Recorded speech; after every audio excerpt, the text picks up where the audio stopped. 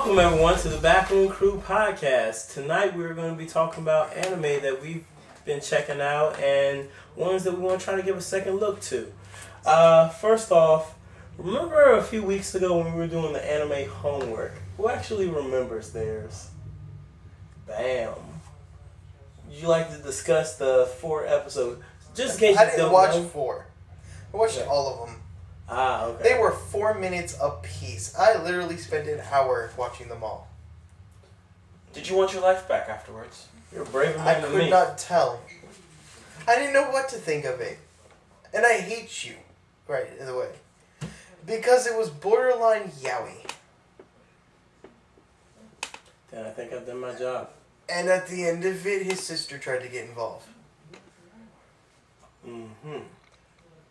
I could not tell you what the name of it was anymore. But I can tell you that they were 4-minute long episodes based off a comic strip.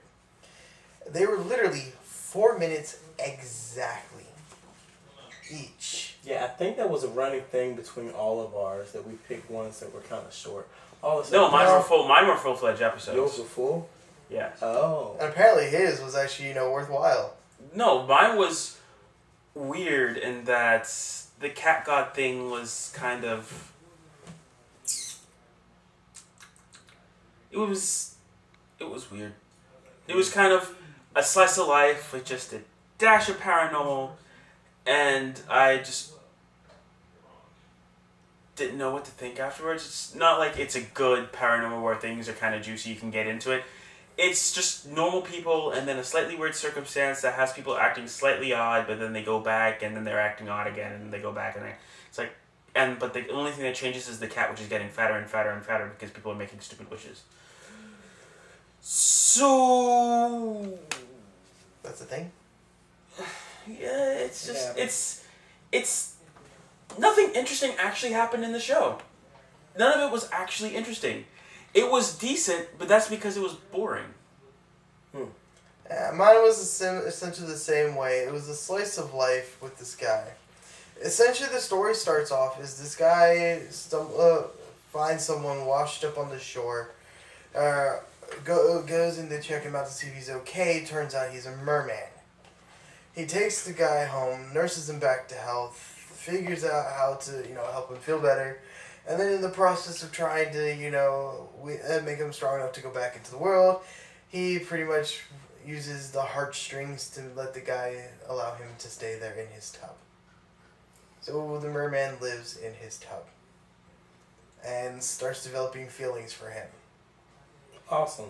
And as it progresses, you start meeting the merman's friends. One is a man that's half man, half octopus. Another one's half man, half snail. Hold on, which half? The bottom half is octopus, the top half is man. Okay. The bottom half for the snail is snail, and the top half is male, or human. And Yeah, because snails are hermaphroditic, so. Yeah. And then, to add on to that, the next one was a ghost that I could not tell for the longest time was a guy, but it's a guy. And then his sister, who's no older than 13, latest, absolute latest, comes in, finds him there with at first thinks it's a girl, but turns out that she's mistaken the merman for a mermaid, or actually the merman for a girl. Then turns out that she's like, oh, you're just a pretty guy, and I'm jealous of you because you get to spend time with my brother, who I want, sexually. Speaking of tropes that need to die, that one needs to die. Well, Brother has no intentions of reciprocation. Mm. He keeps trying to shoo it away. Well, speaking of that... Well, that's because the show is like, what is it, 3/4 dudes, and then like 1/8 chick, and they're all pretty boys. Sounds like It's free. literally asking for fan fiction. Sounds like free. But speaking of that, what you were just saying, that reminds me, I do remember from the anime that I was watching, basically the guy cross-dresses, not by choice, but by 3 girls who force him to. And they basically... Please tell me they blackmailed him. No, they basically paid off all his debts to the Yakuza who were trying to sell him out and whore him out. Yeah. And they paid off all his debts and said that, okay, now you have to wear a dress for our amusement and act like a boy, a girl the whole time, even though you're a boy. And he wasn't the only one in school that was like that. There was other people cross-dressing in the school that were girls cross-dressing as guys and guys cross-dressing as girls. Yeah. And even his sister cross-dressed. It was really his brother. I'm seeing sister. a potential fetish in the author's head here. I wonder what it could be. Possibly. But I mean, the thing that I didn't like about it was because it started to get like, they were bitches. The girls, they were like straight just bitches. They had the power and he wasn't able to say anything. What else was gonna happen? It's like, and then they tried. It would be the same if it was dudes. And then they tried to act like, hey, we're gonna go ahead and we're sorry that we did this to you. We're sorry that we made you dress like this or whatever like that. And it's like, no, I'm not gonna forgive you for this. It's like we could have just been even out for like 1 or 2 days, but then you make me do it and do it in front of the whole school. And then you want to go, we're sorry about it. Can you forgive us for being complete and utter bitches? Yeah, exactly. Well, secretly, if a girl's a bitch to her, that just means she wants your dick, right? I don't know about this guy. Sarcasm. I don't know about this guy. But sarcasm. Let's move on a little bit. Meat juices. What's up? Break down what's everybody been watching lately. Garrow the animation, actually. I started watching Yona of the Dawn. And I finished up Yu Yu Hakusho again because I never did fully finish that. So I went back and watched everything I missed, including the ending. I found out that there's 2 or 3 movies that go along with it. Yeah, I knew. OVAs? No, like actual movies. Yeah, they actually made movies to them. Like there's one where that I'm currently on. The yokai had a netherworld that was the equivalent of their spirit world. And apparently they had tried to take over the spirit world at one point, and the only way to stop this was King Yoma had to go in, fuck them up, and then rip their world out from under them and banish it. Ooh. Rip it out of existence. But but then again, if it's a Yoma underworld, same as their particular spirit world, wouldn't they also have a king? They did. And so if that's the case, wouldn't they be on equal power levels? He lost. How?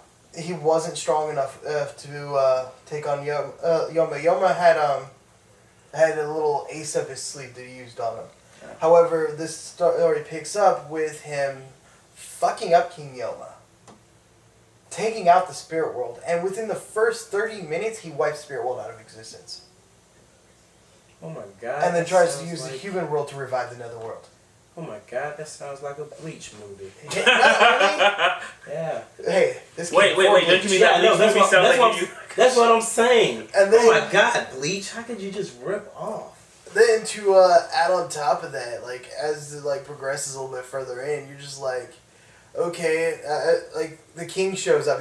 He doesn't even take anything in chance. Like, literally, he sees his men, or senses his men are having a hard time doing what they're supposed to do, so he shows up himself to ensure the job gets finished.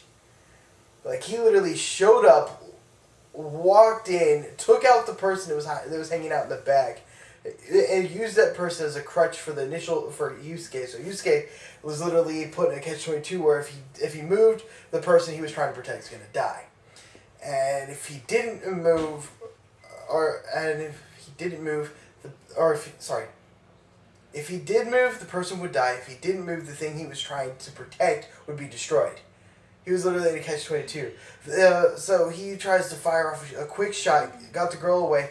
The guy laughs at him and says, "You're not even worth my time," and hits him so hard he busts through a car window and slams into the back. And so much so that he was out of his time. Instead of killing Yusuke, he destroys the thing he came there to destroy, laughs at Yusuke, and vanishes. Spoilers, by the way. Just so you know. Yeah. Sorry for the spoilers. That's just a scene within the first 15 minutes. That movie's been out for years. They should have been seeing it by now. But, yeah. You're not gonna see it. But no, seriously, you should definitely go check them out. They're good. The only downside that I've found so far is the movies were not translated into direct English by the original voice actors. So that's the only downside. So if you want to watch it in English, be prepared. Okay. What's the synopsis of Girl? Do it in 2 words or less. Demon Hunters. Bam. Got it. All Demon right. Hunters. You don't know like, the done. like X Hunter? Hunter X Hunter? No. It actually starts off with a betrayal. Because there are 2 types of people that can hunt demons. You have basically the witches/alchemists, witches, warlocks, and alchemists on one side doing like the R&D, and then you have the knights. The witches and alchemists, they can fight, but they're generally support for the knights who do the heavy lifting. Oh, okay. An alchemist, for whatever reason, they haven't gone into it yet, decided that he hates the knights. He hates the entire order. And so he sets in motion a witch hunt. And this witch hunt serves a twofold purpose. 1, it lessens the amount of demon hunters in the world, and it removes the support structure that was set up to assist them, and makes what demon hunters do remain there. It makes their job harder, because there's a caveat: demon hunters cannot attack people, but people can attack them. They cannot use their powers on people because it will backlash something fierce. So you can see why they weren't exactly adept at defending themselves. The story actually to with a witch getting burned at the stake, and when she was getting burned, she had a kid, and she used the remaining power to generate a protective barrier around the kid. You sure you weren't watching Berserk? Nope. I fell asleep partway with watching the intro the first time, so I watched it again today. Oh, okay. And yeah, that's pretty much what happens. And a knight was being imprisoned in the castle. He breaks free and rescues the kid and vanishes. Cut to 15 years later, where you get introduced to the main characters, the knight who rescued him, and the boy himself, who the knight raised as his son. There is a mild side effect, though, because of the circumstances of his birth. When he loses his temper, he becomes consumed by fire. In this universe, demons, when they don't necessarily, it's like desires and wants, unrequited wants can cause it to happen. Desires and loss of control can also cause it to happen. And what his problem is that because of the way he's born, if he loses his temper, he goes nuts.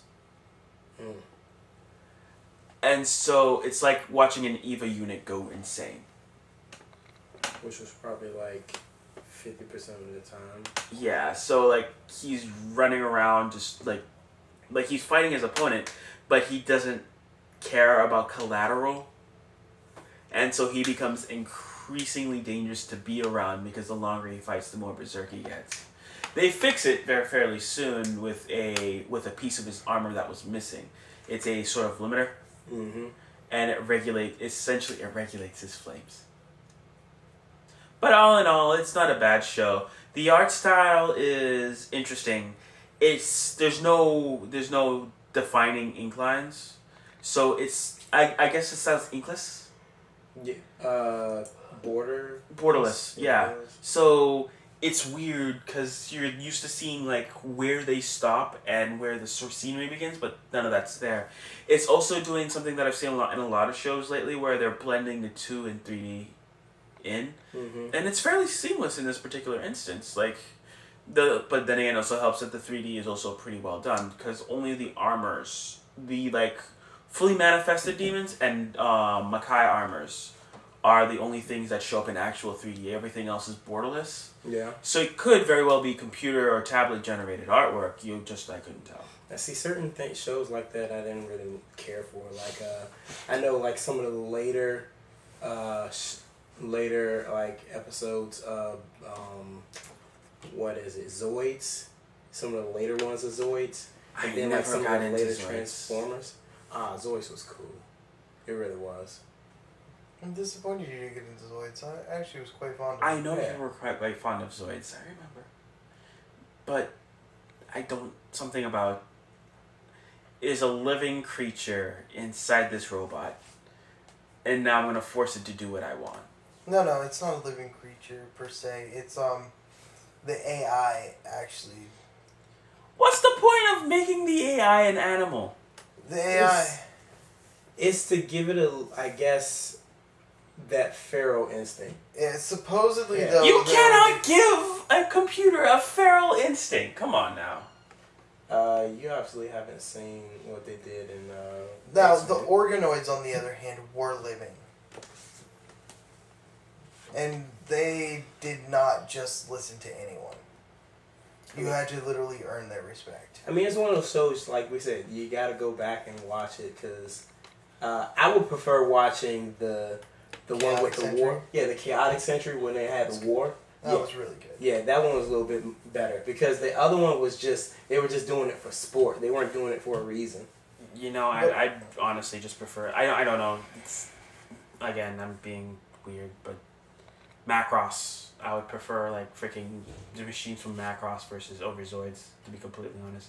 Something about just AI, like it's not just an AI, but it's an AI that's an animal. And if there's anything about animals, is that they're unpredictable. That is the case. That is true. However, only certain ones had that issue. One particular was Bits Liger had a black box that essentially gave it an AI. But it was a necessary piece in order to make it function because of the way the designer put it together. Unfortunately for him, it also did make his Zoid highly unpredictable. Yeah. Like, it took him a while to master the Zoid. I think that's what the issue is you build a tool and then you deliberately go out your way to make it shittier than it should be. That's it, making it shittier. Because an AI is supposed to make it better. But by making the AI an unpredictable animal, you are literally making the tool harder to use. However, I know it creates the perfect scenario for the chosen one to come in and master the device that's completely unmasterable. The same it was thing more like he said. just became its friend. He started taking really good care of it. He started getting an understanding of the signs of what the Zoid wanted to do at given moments. And then when the two started working hand in hand together, or trying to act in complete tandem, he literally had pin-perfect movements where he could evade a shot that would normally be impossible to evade. And I mean, what's the difference between that and piloting something like the Epion, where the AI system can make you go crazy? Because it's also feeding you information. It's the information that drives you crazy. It's an information overload. It's a risk assigned to the unit. But at least you know what it's going to do. It has a set cause and effect that that the general output is predictable, but the individual circumstances arriving to that point are unpredictable. But as you said, it's a risk. Yes, but it's a lot more temperamental than trying to get a cat to do something. You ever tried to actually get a cat to do something? Oh, yeah, that's true. Yeah, one day, hey, we're under attack. Yo, everybody scramble. The cat just decides, you know what? Fuck that noise. I want to look at freaking butterflies. So the place is blowing up around you, and the cat's just sitting there, batting at a tiny-ass butterfly for 45 minutes while everybody else is out there is dying. Hey, you can actually train cats. It's hard as hell, but you can do it. Whatever. As bad as the ending to Al Noah Zero was, I prefer the cybernetic eye over an animal in a gigantic robot. Okay, just rewatch at least Chaotic Century and then tell us if you still hate it. That's all I'm asking. Now we'll do this real quick because I know he wants to get on me about something. What we got? Okay. I know you want to get me on something because since I'm talking to you about this, I know you want to try to get me to watch a certain anime which I pretty much written off for my whole lifetime. You know what I'm talking about. Oh, I was about to say... What? I was going to say TTLG. Oh. TTLG. Gurren Lagann? Gurren Lagann's cool. I was about to say Tokyo Ravens. I've been trying to get everybody to watch Tokyo Ravens. Oh, no. I would. You watched Tokyo Ravens? I'm rewatching it at work. See, isn't it good? It is good. Isn't it good? It's great. The fight between the teacher and the ghost was amazing. You know, the one thing that sold me, like, I'm not gonna lie, was that the ending to the opening episode, where, you know, this girl comes in acting like she's like the hottest shit. She's got her own theme music as she's walking onto the scene. You probably heard it. It's the whistle thing.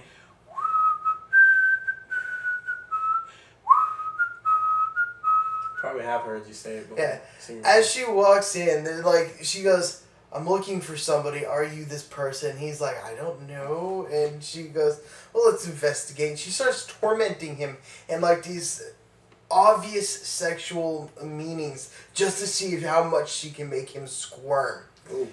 And not only that, she makes sure that the girl next to him that she knows has the inclination is trying to be this guy's, you know, item, and essentially sullies him in front of her just to make this entire situation between them more awkward.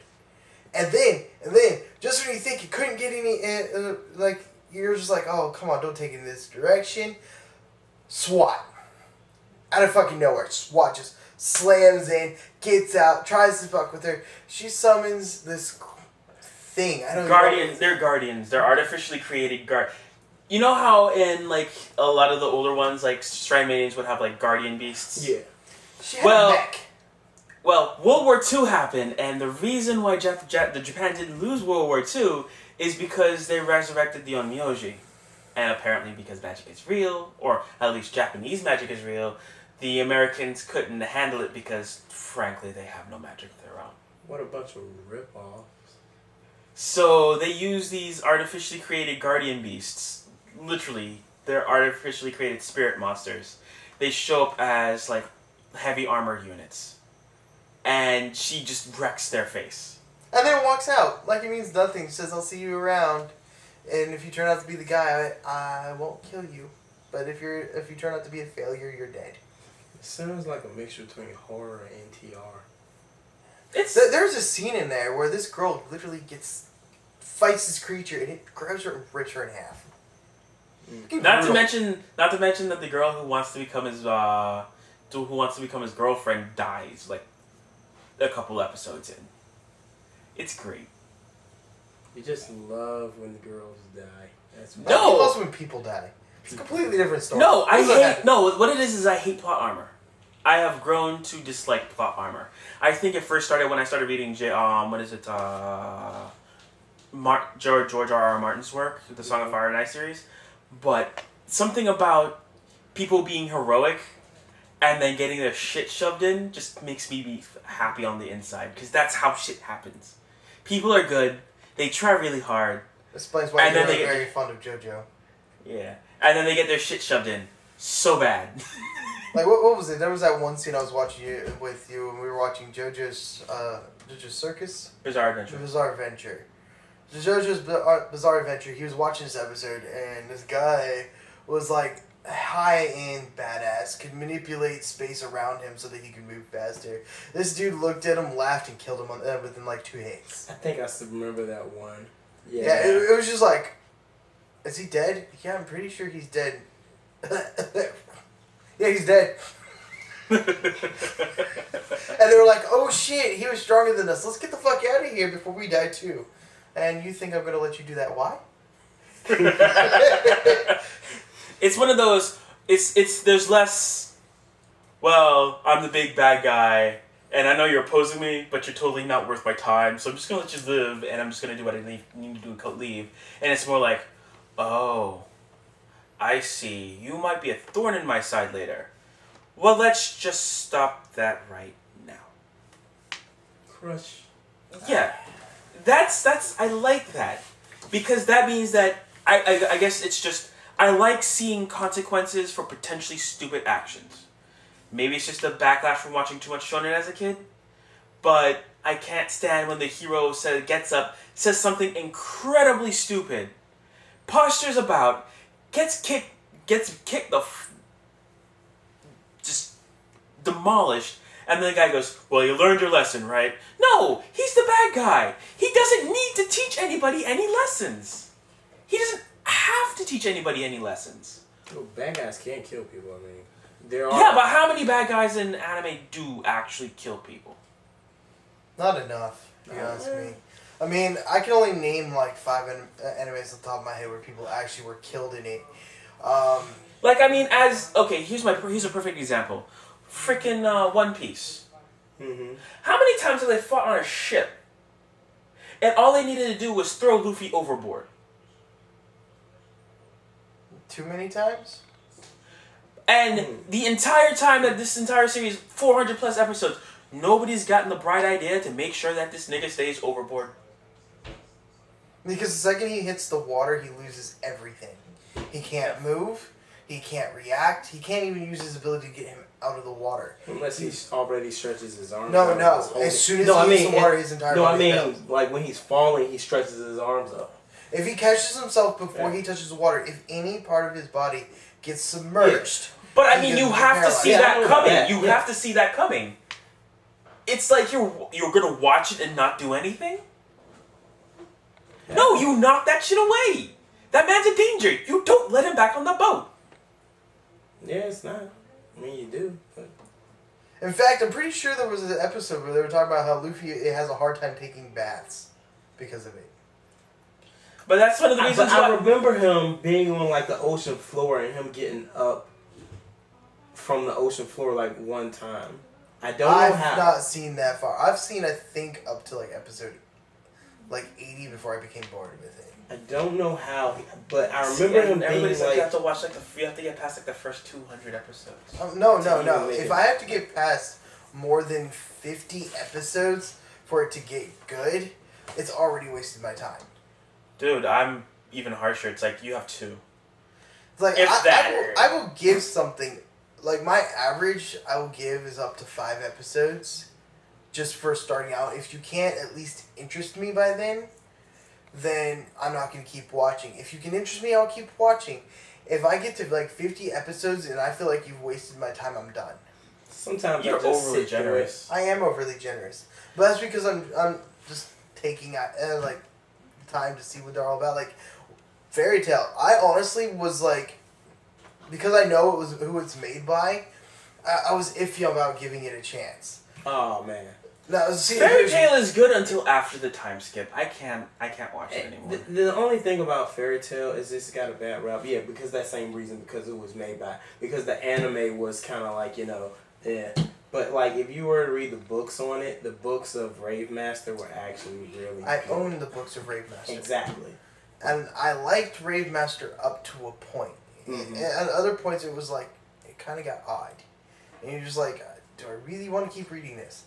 Like, there are some really, really amazing, just short things that, as soon as they're done, you could not think of a better way to end it. And a great one. Its original name was Blue Dragon, but because of, copyrights and screams and whatnot, the author had to change the name. It's called Raugrad. And the story is similar, because he was, I think, I heard rumors that he was on the board when they made the game. But essentially the story is that there are 2 worlds. There's, our world and there's the world of shadows. And the world of shadows is trying to infest our world by coming in and taking over people's shadows. And they can, if the shadow consumes the host, then they can take on the host's features and morph them. And then they can consume other shadows and take those shadows' powers. And the story revolves around this one kid who happens to have this dragon in his shadow. Like, he was born with the dragon infecting his shadow. I think I actually remember that. And he ends up getting locked away for like 15 Oh yeah, I remember years. You had one of the mangas. You let me read it. Yeah, he gets locked away for like 15 years because like the dragon made basically told everybody to shut the fuck up. They were trying to get some sleep. And during those 15 years, this girl constantly would talk to him, train him about the world, question him, quiz him, and just constantly be there. But he was locked in eternal darkness. And then as the story progresses, they were like, oh shit, we're getting fucked up. The shadow is fucking us up. Alright, last ditch effort, let's release the kid. Maybe we can convince him to help us. I think I actually did hear about this. Wasn't this a game with the artwork?